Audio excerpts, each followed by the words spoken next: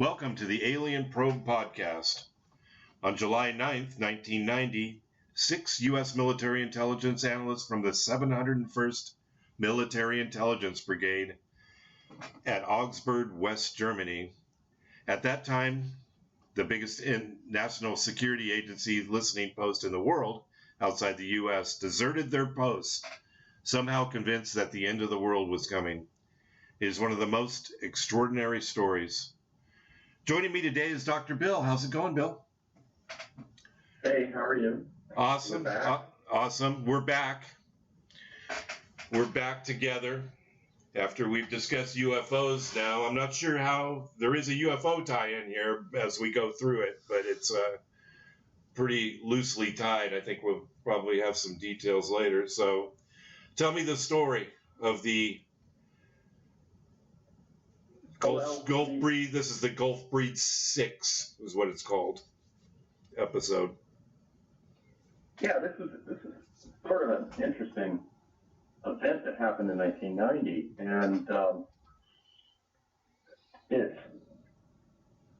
awesome in many facets. Because one of it was that there were 6 military people within the same worked within the same group decided to get up and leave and go to Gulf Breeze, Florida.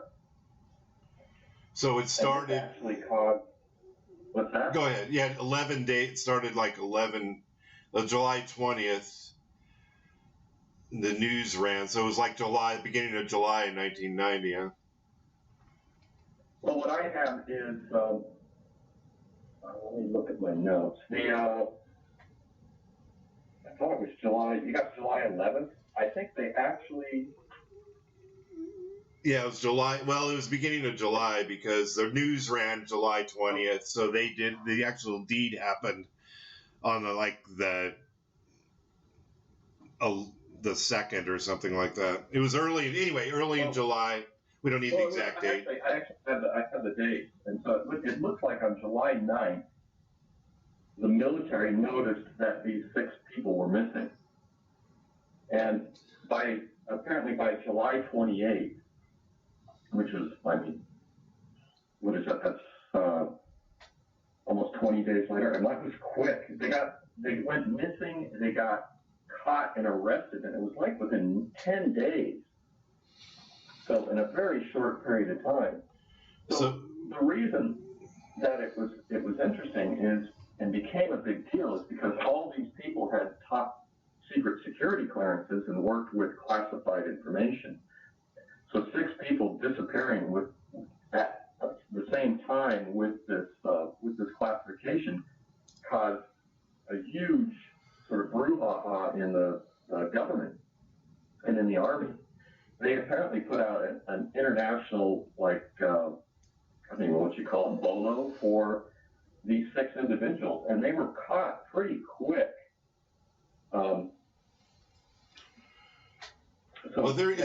It's interesting because none of them are officers.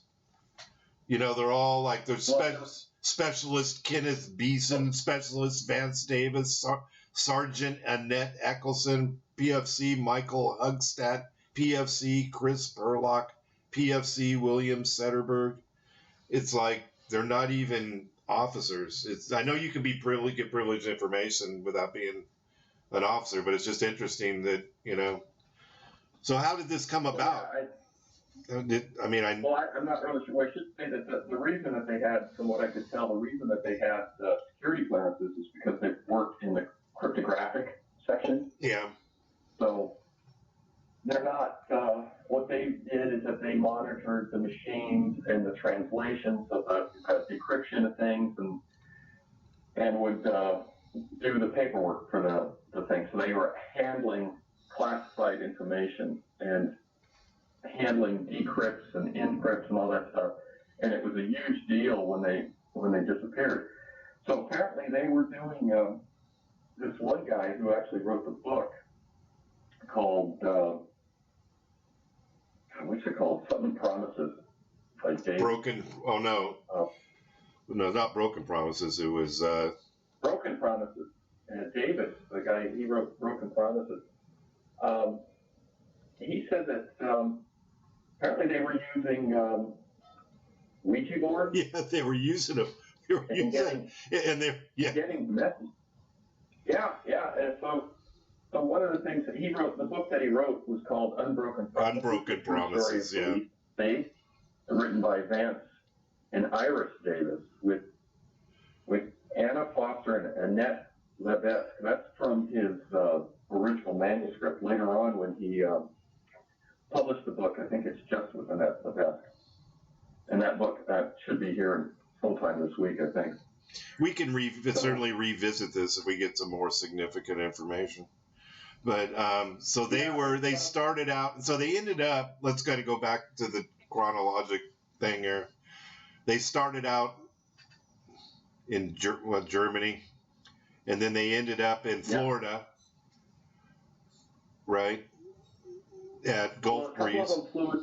What they know is that a couple of them flew into Atlanta, Georgia, and they ended up buying a Volkswagen bus and then driving down to, I don't know if all of them, but driving down to Gulf Breeze, Florida to hang out with this woman, Anna Foster. So the thing is one of the things, there's a couple reasons that it was a big deal. One, that you had people with top secret security clearance just leaving their job. They just abandoned their post, right? What's that? They just abandoned their post. Yeah, well, it's hard to say. From the stuff that I've been seeing and the reports, the news clippings and stuff that I've been seeing, I don't know, it looks like, from what I saw, 2 of them were on leave already. 2 or 4 of them just took off. But what part of the thing that made it such sort of a scandal for the military is that they faked orders in order to leave Germany. So when you're a GI in Germany, most GIs don't, when they go over there, they don't have a passport. So you travel on your orders. They get off the plane, and there's military people that get off the plane in Germany, and there's military people at the airport, and you hand them your orders, and then they search your craft to make sure that you're not smuggling anything into Germany. And so a couple of them had to fake orders to get on a plane to fly back to the United States, because you can't enter the U.S. unless you have a passport or you have military orders. So that was one of the reasons that it was such a big deal, and they did an international, bolo for these people. At the time, too, you got to remember, 1990, I think the Berlin Wall came down in 1989. So they were, at that time, East or West Germany, I think, were still independent, separate countries. And so the big question was about the joining of Germany reunification, and the other thing was, would Russia go along with that, and what was going on with Russia? That was with the fall of the Soviet Union. So there was a lot happening in the world. So these people just taking off and disappearing freaked out a lot of people, and the authorities. Well, I thought the reason they left was, just go to the UFO convention, because Gulf Breeze is a big UFO hotspot. Well, they were saying that, but the news reports are all over the place. And the news reports are saying, they were going there to kill the AntiChrist, they're going to the UFO convention. The story came from this guy, Vance Davis. I don't know, you get these contradictory things. He says they were using, so he says that he was always psychically inclined. And let's see what they say. Before they left, they gave away all their possessions to their friends. No, I didn't read that. One guy, one guy, what's that? I didn't see that part. That's interesting. Yeah, well, I have this printout, this report that somebody had actually put together that I found online. And it's sort of a summary of his book, Broken Promises. And one guy gave away a $3,000 stereo system belonging to Perlick. He gave it away. They also set their records and books ablaze in a bonfire behind the barracks. Oh, shit. Yeah. This is freaky. So is this mind control? Is this a mind control thing by the military, Bill, or is this something they really conjured up on the Ouija board? What do you think? I don't know. It's a crazy situation. I don't know what's going on with it, but I should say it's one of the things that bothered me when I saw this is I'm looking at some of these clippings, and the sheriff's department in Gulf Breeze, they pulled over one guy that had he was in a van and the taillight didn't work, so they pulled him over and they ran his name, found out he was this AWOL guy in this group. Yeah. And then they got him. He says, no, I didn't tell him anything. But then the cops, the report is, and then we used our intelligence to find the rest of them. But yeah, he said where the others were, right? Yeah, he ratted them out. And then they go, so then they go into the house, or, he might not have, so they go into the house and they arrest four of them. And then the sergeant, the lady sergeant, was at a local campground. So one of the things that the sheriff reported, he said in the newspaper article, says that they had a lot of, they had suitcase, but they had $4,000 in cash. So I'm actually pretty impressed with it. They're walking around with $4,000 in 1990. That's equivalent to like 10 grand now. Yeah. So that's a big chunk of change for these people to be running around with. So my question is where do they get the money? Is it their savings? Well, they hooked up with they hook up with that girl at Gulf Breeze, right? She might have had the cash there. Yeah, she might have had the cash. It might have been her money. But it's interesting because they're saying, well, she's a psychic and some other things. But then I saw in a newspaper article that she worked in a bookstore. So, there's all sorts of this information or confusion around this whole situation. But coming back to sort of their story, I guess this one guy, I think it was Davis, was sort of instigated this Ouija thing. And they started doing a Ouija board, and he started channeling I love this. He started channeling a green-skinned, yellow-clad alien woman.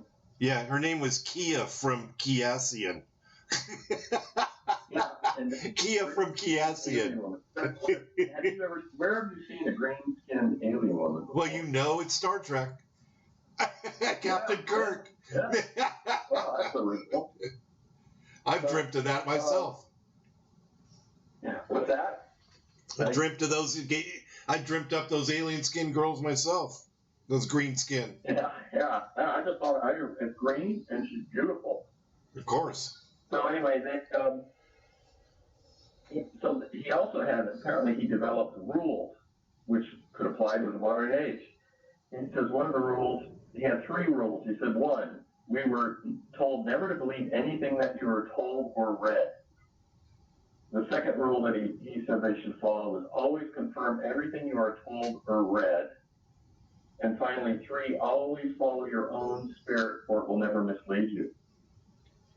So it does have this feeling of sort of a cult-like atmosphere with the Ouija board and close-knit groups sort of falling into this belief system. Well, it's important to note that Kia's husband had been killed. The Kiasian civilization had been reduced to 5 spacecraft carrying about 3,000 people per ship. Her husband had been killed, and she had taken place as the commander of the small armada with her 2 grown sons in charge of 2 of the remaining ships. Kia became Vance's guardian. So, yeah, that must be Davis. Yeah, it's interesting. Yeah,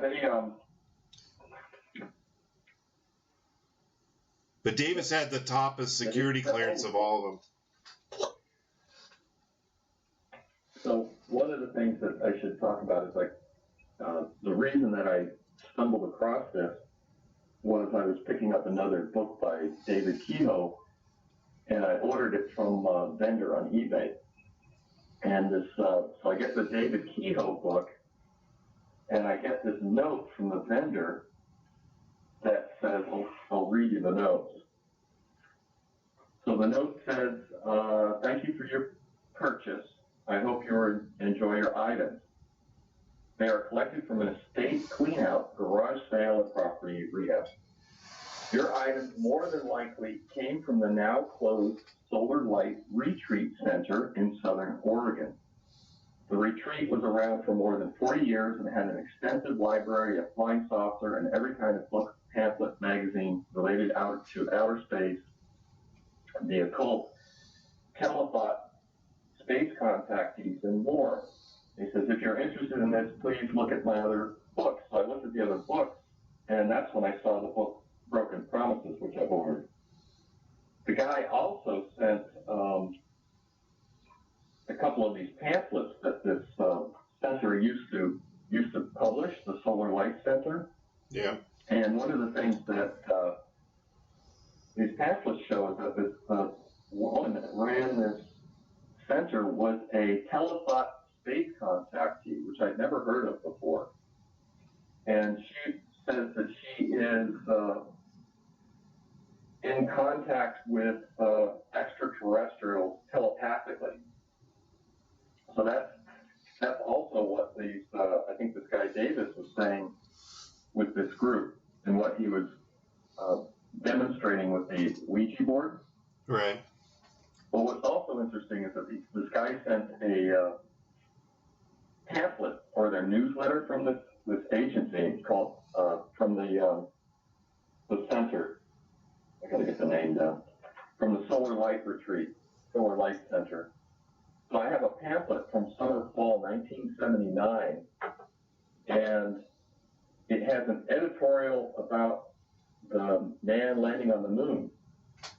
So it's editorial, Man on the Moon from the Fallen Planet. But then later on, they have a communication from a telecommunication, which goes on for pages. I'm not going to read it. A couple of them. From by Sutko of the Saturn Council, if indeed you come in peace. So, who is transmitting this information from the XY-7 craft remaining high in the atmosphere above your locality. Sounds like a typical 1970s commune. Yeah, but I've never heard of these telecommunications, sort of psychic communication with aliens. This is new to me. Well, the Ouija board put the 6 soldiers in touch also with an entity which named herself Sapphire, and others, including those presenting themselves as the Old Testament prophet Zechariah, Mark, and Timothy of the New Testament, and the Blessed Virgin Mary herself. You know, and it looks like between 89 and 90, the Ouija summoned spirits gave the group a series of predictions. You read about the predictions of coming world events? I have a whole list here. Yeah, there's a laundry list of predictions that one of them had the exact, one of them had the exact count of the number of casualties in a major earthquake in Iran of 292,236 deaths. And it convinced the 6 that they were dealing with genuine transhuman encounters. Well, that wasn't exactly true, because according to his notes that I have from his book, apparently the number that they threw out was the guess or the prediction was 300,000, not the exact number down. Oh, really? The newspapers. Interesting. So you see these things a little sort of misleading like that, and my newspaper clippings are all over the place about why they were in the Gulf breeze. What's interesting is that they had when I was looking at this stuff, there was like a big panic about because these guys running off with all this secret data to the Russians or something. And the problem is that they went in the wrong direction. They went to Atlanta, and they should have went to the other way towards Russia. Yeah. But, sort of their compass definitely wasn't calibrated. Well, they were definitely felt that they were chosen to act as instruments of God's will. with their oath to the military seemed to be of less important. Well, what I'm seeing too is that apparently they fell into this belief. They're watching the news. This is 1990, and the millennium is coming up, and so it's like there's a lot of these predictions about things are going to happen at the millennium, and they're the Berlin Wall had come down, and there's all this the military, the American army in Germany at the time is hugely paranoid about war with the Russians. Oh, and also 1990, that was the Gulf War. Oh yeah. I don't know what so I don't know when the Gulf War started in 1990, the exact dates. I think it was later in that year. So there was all these tensions building in the world, and they're looking at their secret intercepts of all these communications, and they're looking at the news, and they they've developed this sort of belief system among their small group, and I think they just thought, this is the end of the world. We need to do something. They were saying they were going to run off to Idaho and hide out for the end of the world. Yeah. I think at that time, Idaho was like a big destination for people thinking that, especially fundamentalists, just like go to Idaho and wait for the end of the world. So it's interesting. I was looking at Dan Davis's predictions. His book came out, I think, around 94, and his predictions in the book are accurate up until the book came out, and then after the book came out, the predictions don't seem to fit anything except maybe one. Yeah. So his batting average is pretty low post-publication. But there isn't really, there's no real extraterrestrial, except for the commune thing, which isn't, we don't know if it's extraterrestrial or if it's just a commune that, grab that as a belief. It's... Yeah, it really feels like a group of people fell into a sort of end of the world belief fantasy and acted on it. What's interesting is that they the military wrapped this up in like 10 days and just, I think, gave them it's hard to say what's going on, but gave them a general discharge and a reduction in rate and discharge. Yeah, and Colin Powell had a fit about that. Did you read that part? Yeah, I don't know. Who knows? It's hard to verify any of this information. I think they were discharged because there was a follow-up newspaper clipping that says that three of the six returned to Gulf Breeze after they were discharged from the Army. So, and that's actually pretty shocking. The Army, I don't know about the time. I think I had some experience with the Army in Germany in the 80s, and they did everything possible to retain troops. I actually knew a guy that I was friends with when I was over there. They made friends with him, became friends with him when I was over there visiting him. He was a GI. He worked. I can't think. He was on an Amtrak as part of his job. He was infantry, and he was telling me he came up positive for heavy drugs on a drug test. Yeah. And they didn't do anything to him. So they didn't kick him out. They said, well, you got to go to counseling. You got to go to drug counseling. Yeah. And it's like, they didn't care. He goes, no, they're really strong on retaining people. And it's like, yeah, I came up positive. And they said, well, you got to go I do like 6 weeks of drug counseling. And, going like every week to sit in a circle and talk about his feelings.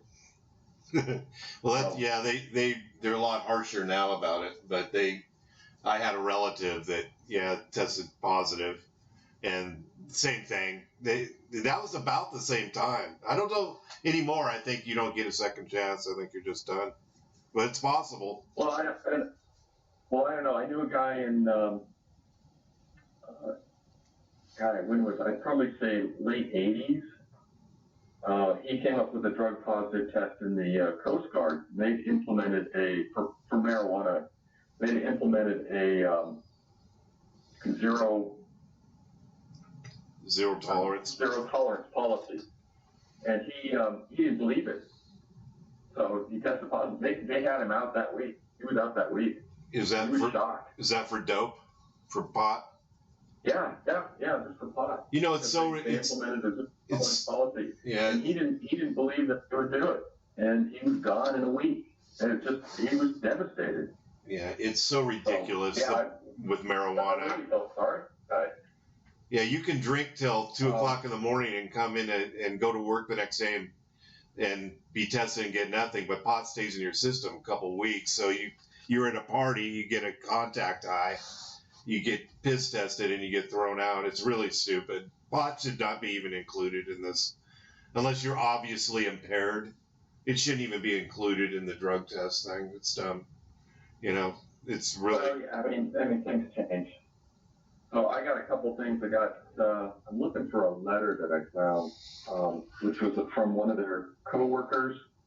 And the guy says he worked with them in Germany, and then there's a book review. I think this is it. There was a book review in Amazon when this book first came out. That was funny. Was it from Davis's book? What's that? From Davis's book? So the book was Unbroken Promise, a true story of courage and belief. And I want to read the review, and I want to read the letter from their colleagues that I found, but I want to do them together. I don't want to just do one and not the other, because I want to give a balance to this. And I'm looking for the letter. Yeah, so you're thinking maybe this isn't a real this is a cult thing. That's not really. They didn't really conjure up any aliens on the Ouija board. No, I don't think that is. But there's. Well, that's a little disappointing, Bill. Want some aliens? It is. It is.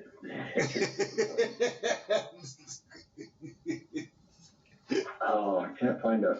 I'm trying to find the letter. Hey, you're gonna have to. So is there something else that you want to talk about? Yeah, they said there's a special. Where it goes off the walls, where Davis was talking about. He was claiming there were buildings at White Sands which were not ours. Have you been to White Sands? Did you go down there? No, I've never been down there. They were not ours and suggesting they weren't human and very old. He then jumped into UFOs, stating that in the 60s, a new word was introduced called AVC, or term, Alien Visitation Craft. And the human race was not created, born, or linked to apes. We are survivors of a great war. The human race, as we see ourselves today, even our ancient relatives are basically put on this earth and cut off from the rest of the universe. And we have a special gene that cannot be copied, cannot be manipulated. They have tried. The aliens have tried. And it's called the Jesus gene. I don't know if we obviously coined that phrase. We can only wonder why the NSA operative is required to know this, in the unlikelihood that any of this would be true to begin with. There is no need to know. So it's interesting how he, came up with all this. But its new recruits are all alien descendants, and then allows them to play the Ouija board, only to have some of them go off – half across the world in belief that the world is about to end. Though it seems that this fate befell Davis and company, it seems unlikely that the fate of every NSA recruit. So, not much logic comes to the story, but somehow needs to be applied with a reasonable level of sanity.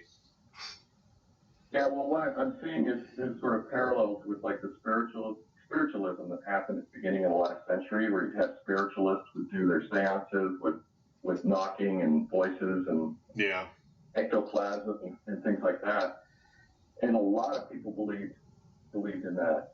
And you remember Harry Houdini? Harry Houdini was big on debunking spiritualists. So he would do seances and he would tie himself up. And Harry Houdini was an escape artist. Yeah. And he would have people like up, and then, he would do all these things like, that, like ring bells and blow horns and have knockings and all these other things to show that you could do this stuff even if you were restrained. So I think people are gullible, and at that time, I could easily see how people could fall into sort of like this crisis belief, with what was happening in Europe at the time.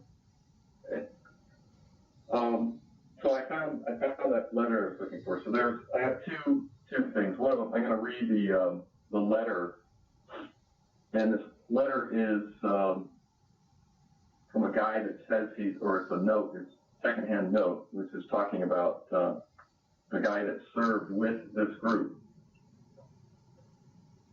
He said he's a former sergeant in the United States Army and has been encountering all kinds of difficulties regarding obtaining documents through the FOA. Says because of his efforts, he has been subjected to all kinds of problems and dirty tricks, at least of which was the Army trying to get his wife, a former Vietnamese national, deported from the country. As a result of this effort, he retired from the Army. Currently still fighting the Army for some of the things that they tried to pull on him, which sounds normal for the Army at that time. I actually knew a guy that was in the Army in Germany. Yeah, another guy, not the one I was talking about earlier. He had married a German woman, and he was adopted, and so he decided that, which happens, people do in Germany, some couples do it, he decided to take his wife's last name, and the Army just fought him tooth and nail on it. And he goes, it's not a big deal. I don't like my last name. I just want to take my last name. And they just lost it. They just blew a gasket. And he says they made his life hell just over that little thing. So I can see the Army back then, probably still now, the bureaucracy of the Army, just gets sort of stuck in their ways. Oh yeah. What's that? They'll never change. They'll never really change in that respect. They have to have order, Bill. The Army has to have order. We can't have these things going off the rails. Yeah, order, structure, and discipline. That's right.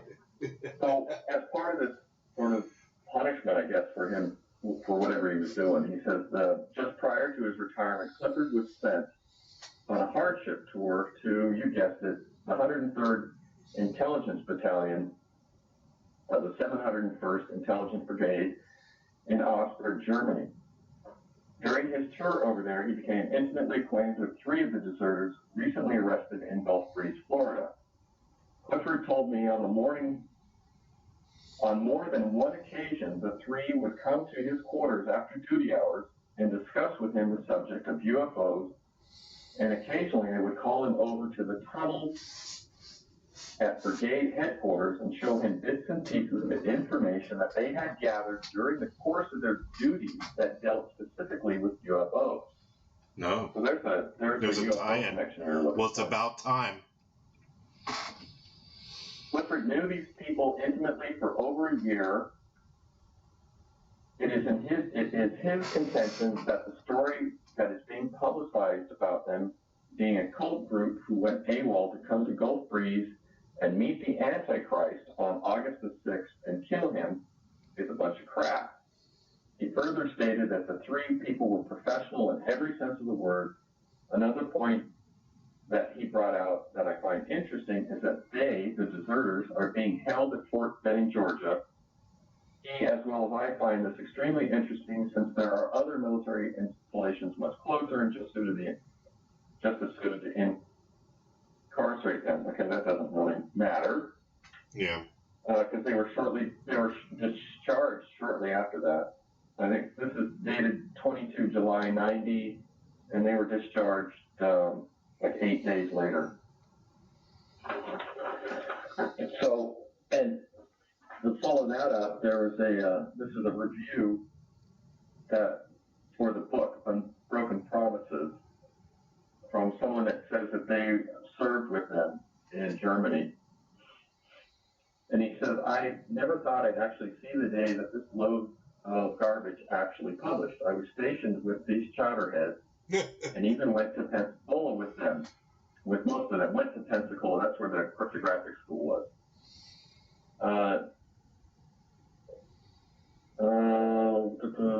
Dance, who was the author of the book, while a friendly guy, was never anything close to being a soldier, noted throughout the unit for being a compulsive liar. For example, he told me several times he had been on the Olympic baseball team and had written a smash hit song for late 80s. I have no idea how this guy ever got a security clearance, higher than confidential.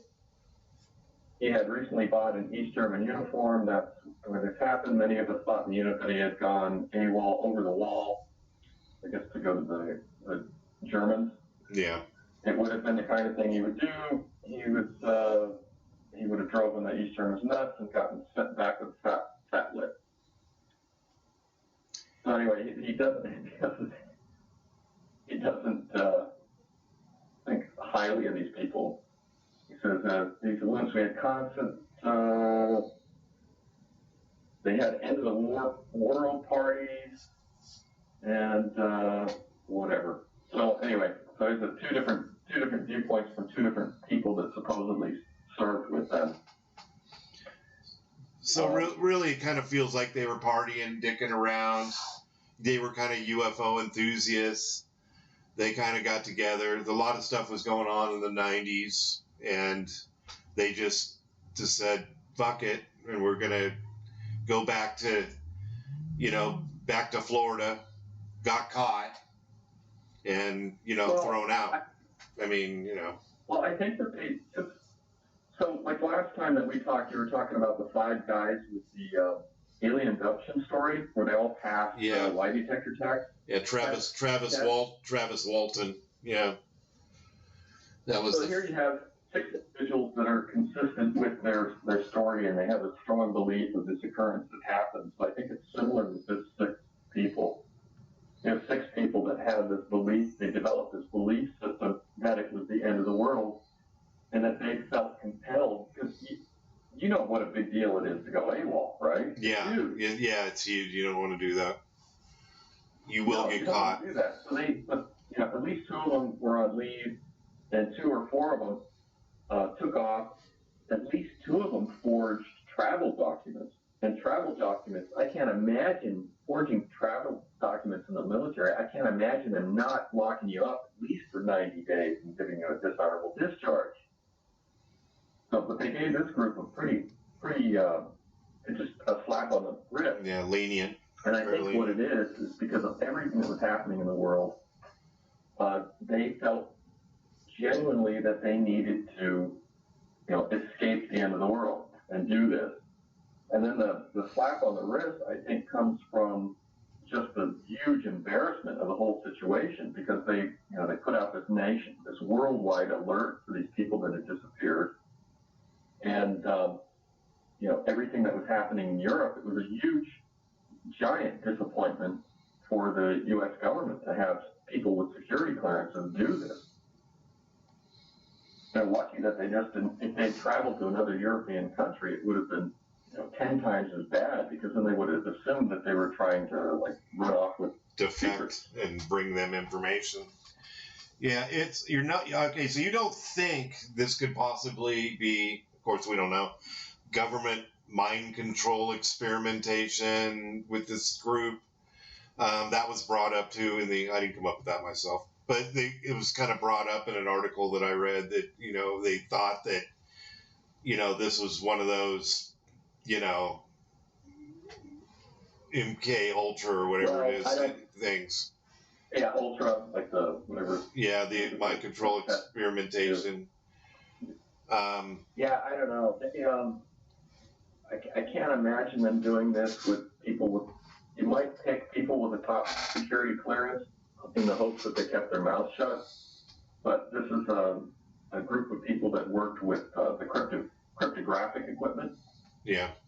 So why not just pick a bunch of clerks, a bunch of admin people? No, lots of admin people with. That'd make more sense. Why take somebody? Well, you take somebody with access to decrypted documents and intercepts and all this stuff, and you're going to give them drugs and try to mind control them. Well, they could have controlled. Well, the government. They could have controlled all this information into them.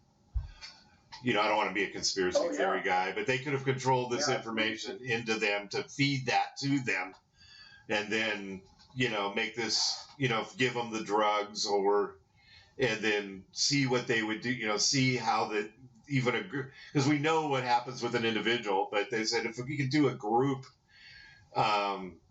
situation and see what their reaction would be and how how they would perform or what they would do in this situation.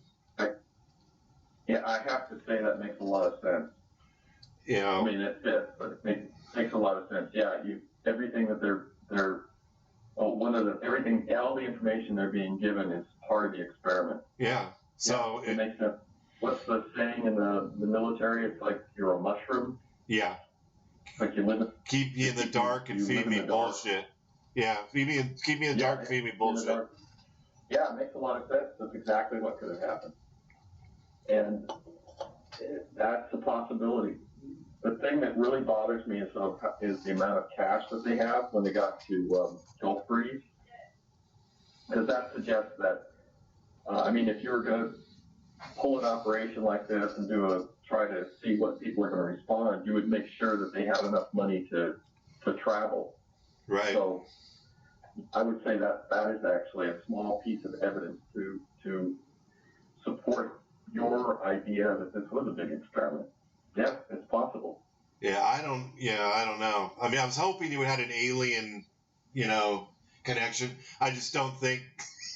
I just think it's a mind fuck, and they maybe have lost control, and had to gather it back together, and then they put them in Fort Benning, for whatever reason. They didn't want them down in Pensacola, down at that base. They wanted to have more of a more control over that. And Fort Benning,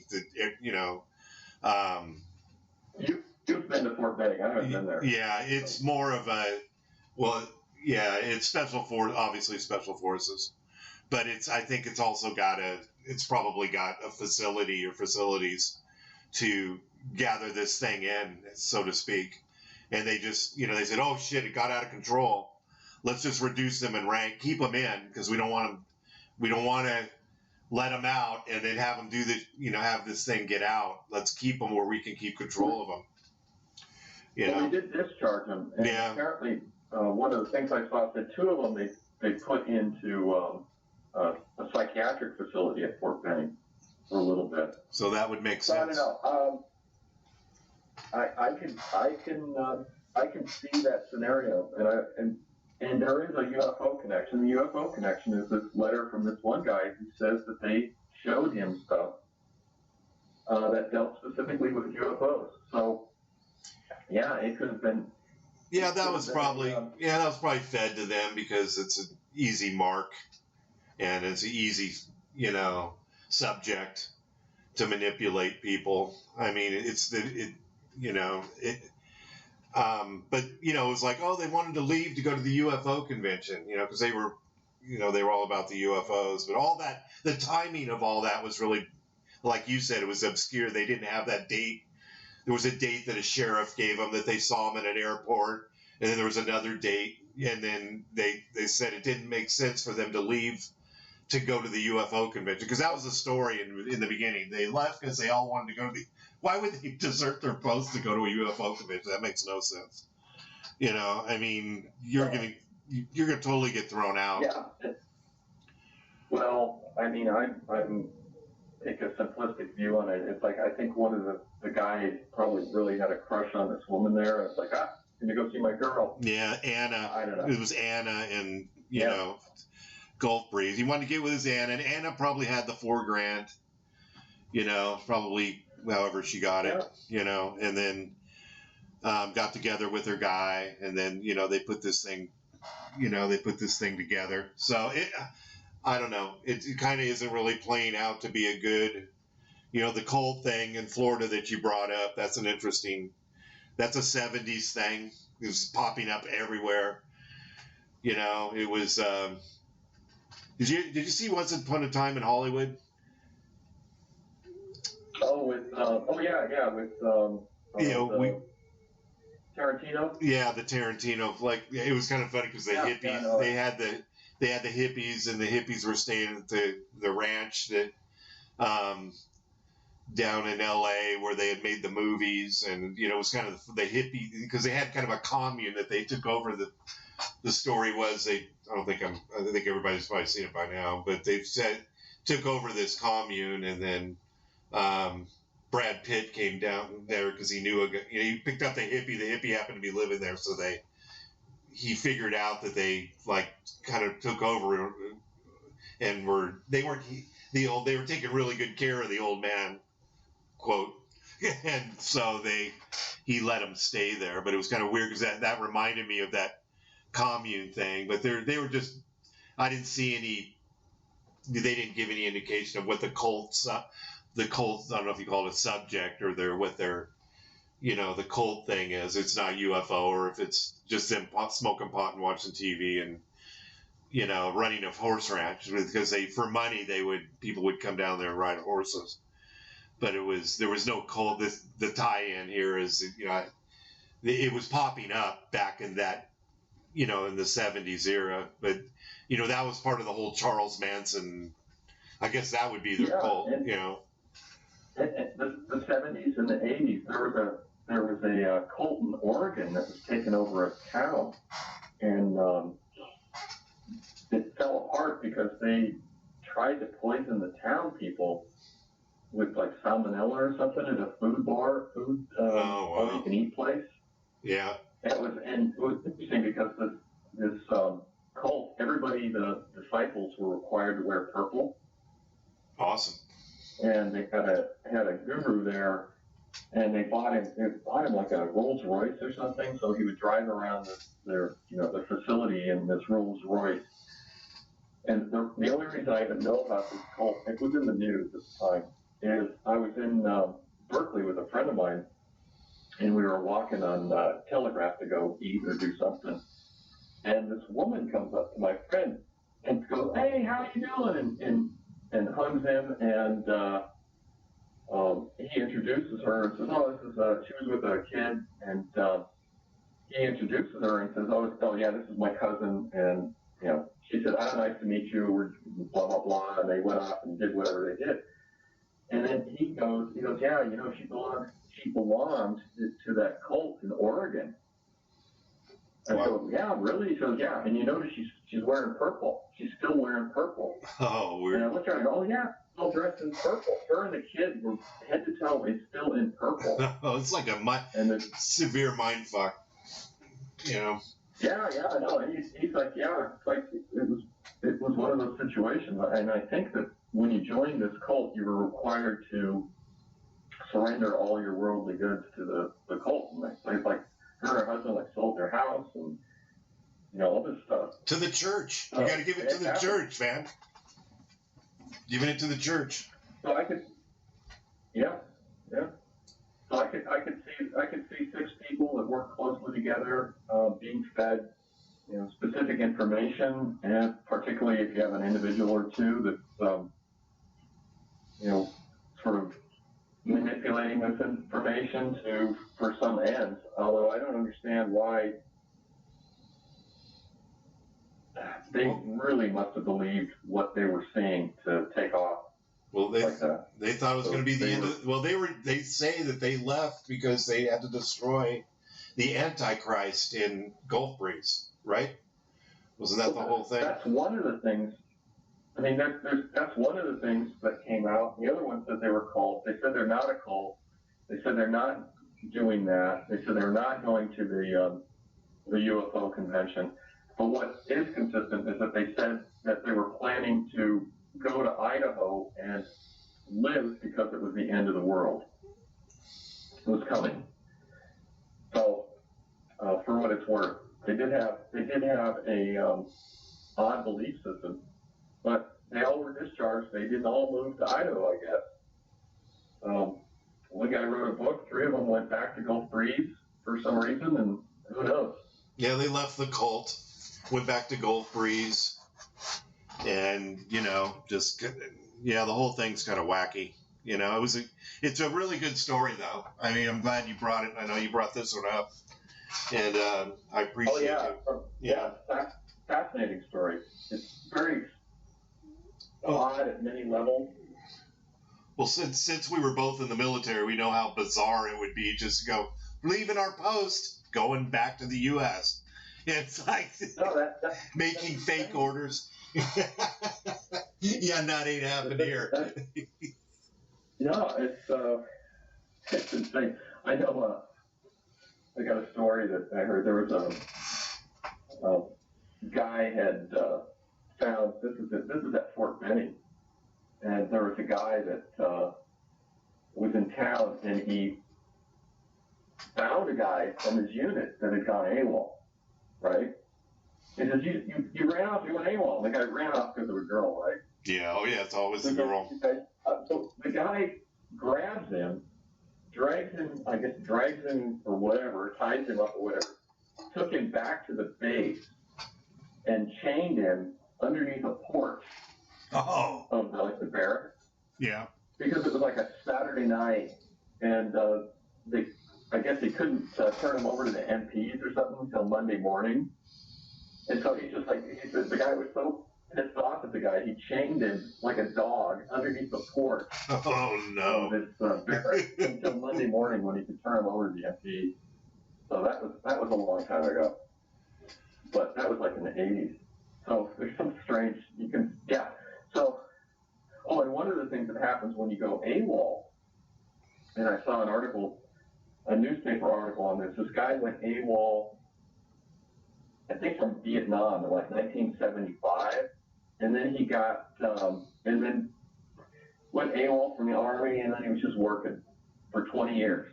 So like 1995, somehow he got picked up, I guess, because things are computerized, and they're like, oh yeah, you're AWOL from the Army. It's like, yeah, that was 20 years ago. Well, you're under arrest. So they turn him over to the Army, and the thing is the guy was required to serve out the rest of his enlistment. Did they give him back pay, Bill? Bill, did they give him back pay? What's that? Did they give him back pay? No, he got no back pay. I think he had some sort of horrible little, nothing duty, or might have been in the brig, but they locked him up or did something, had him as a private. His pay was forfeit because he was, that was the penalty for doing it. And then he had to serve the rest of his enlistment.